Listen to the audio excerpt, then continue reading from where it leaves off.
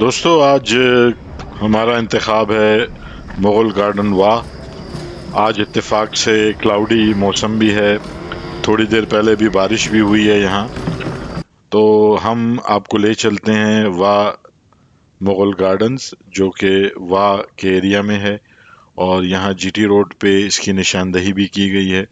یہ ایک بہت تاریخی مقام ہے اور بہت سارے لوگوں نے اس کو وزٹ نہیں کیا ہے، اور یہاں پہ لوگوں کی رہنمائی کے لیے کچھ ٹیکسٹ بھی لکھا گیا ہے تاکہ باغ کو وزٹ کرنے سے پہلے اس کی ہسٹری کے بارے میں لوگ جان جائیں اور اس کے بعد پھر باغ کا وزٹ کریں۔ تو ہمارے ساتھ جڑے رہیے، آپ کو ہم باغ کی سیر کرواتے ہیں۔ انشاءاللہ مجھے امید ہے یہ ویلاگ آپ کو بہت پسند آئے گا۔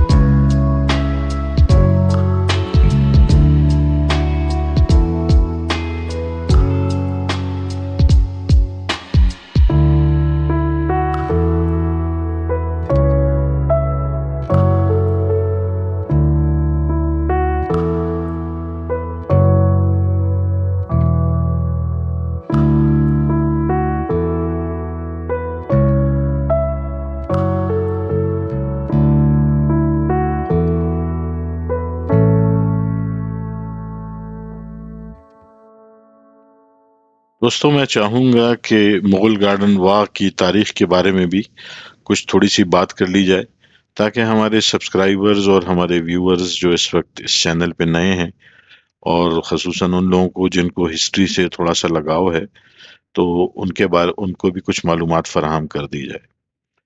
واہ گارڈن اپنی تاریخی اہمیت کی وجہ سے اور اپنے بہترین ڈیزائن کی وجہ سے اس علاقے یعنی واہ میں بہت مشہور ہے۔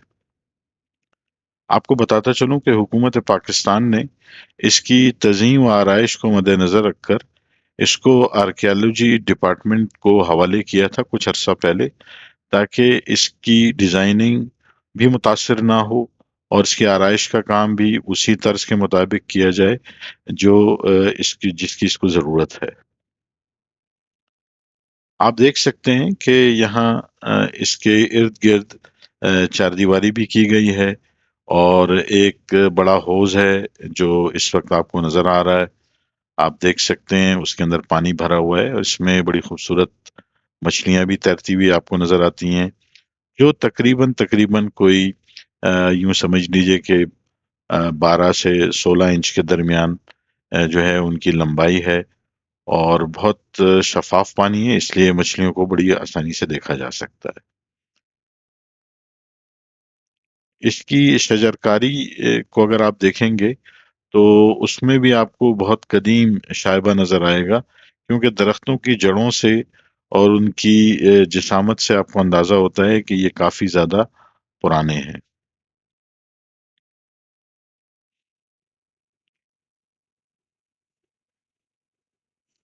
اب بھی اس کی تعمیری کام ابھی بھی اس کا باقی ہے، اور میں سمجھتا ہوں کہ جو تعمیری کام اس کا ہو چکا ہے، تو اس کو بھی اگر آرکیولوجی ڈپارٹمنٹ تھوڑا سا مینٹین کر کے رکھے، تو اس کی جو تاریخی حیثیت ہے وہ اسی طرح برقرار رہے گی، اور ہمارے ملک کے لوگ اور غیر ملکی لوگ جب اس کو آ کے وزٹ کریں گے تو ایک اچھا تاثر یہاں سے لے کے جائیں گے۔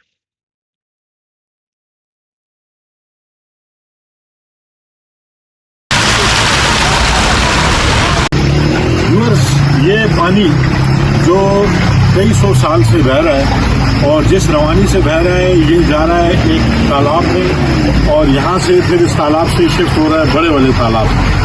تو یہ پانی بہت صاف ہے، پینے کا پانی ہے، اور میں یہاں سے پانی پی رہا ہوں۔ یہ دیکھیے یہ پانی بہت صاف ہے۔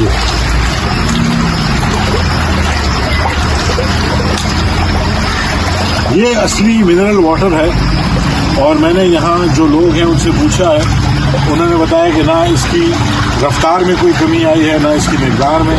یہ پانی مستقل چل رہا ہے، اور ان تالابوں سے اوور فلو ہو کے پیچھے جو فارم ہاؤسز ہیں وہ سیراب ہوتے جا رہے ہیں اس سے۔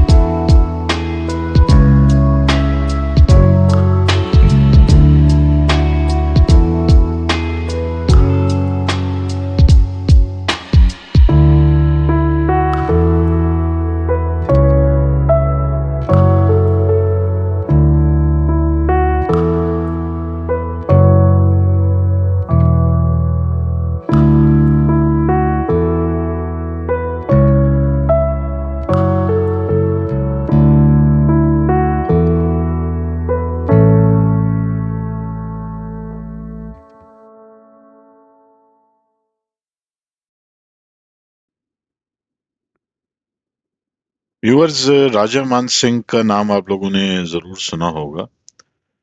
راجہ مان سنگھ جو شہنشاہ جہانگیر کا رشتے میں اس کا سالہ لگتا تھا، تو ان کے بارے میں یہ مشہور ہے کہ وہ باغات کے فن تعمیر میں بڑی مہارت رکھتے تھے۔ ویسے تو راجہ مان سنگھ کو شہنشاہ جہانگیر نے تعینات کیا تھا واہ کے علاقے میں، کہ جو بیرونی دشمن ہیں ان کے حملوں سے اس علاقے کو محفوظ رکھا جائے۔ یہ تو ان کی اہم ڈیوٹی تھی اور اہم ذمہ داری تھی، لیکن ساتھ ہی ساتھ جس وقت ان کو یہاں تعینات کیا گیا اس علاقے میں، تو وہ سن تھا 1581 سے لے کے 1586 تک۔ اور یہ جو میں آپ کو تاریخ بتا رہا ہوں، بیسیکلی یہ اس علاقے کی ہسٹری کے ساتھ ہی یہ تاریخیں جڑی ہوئی ہیں۔ اس عرصے کے درمیان یہ جو راجہ مان سنگھ تھے ان کو یہاں پہ تعینات کیا گیا تھا۔ تو انہوں نے یہاں جس وقت اسٹے کیا، تو اپنے اسٹے کے دوران انہوں نے یہ باغ کی تعمیر بھی کی، اس کا حوض بھی بنایا، اور اس کے گرد 12 دروازوں سے پہ مبنی ایک تعمیرات جو ہیں وہ بھی انہوں نے یہاں پہ بنائی۔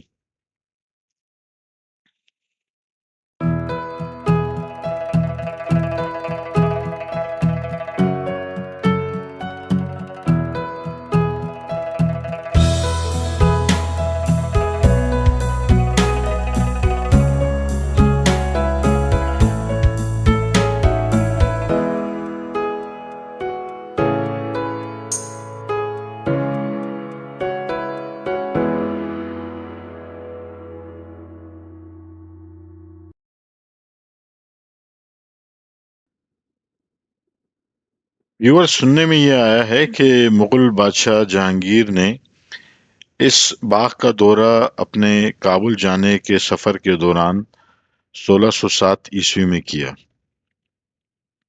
अपने कयाम के दौरान जहांगीर ने इस हौज में माहीगीरी भी की, और सुनने में ये आया है कि कुछ मछलियां जो कि माहीगीरी के दौरान पकड़ी गईं, उनकी नाक के ऊपर कुछ मोती पिरोए गए और उनको वापस इसी हौज में छोड़ दिया गया।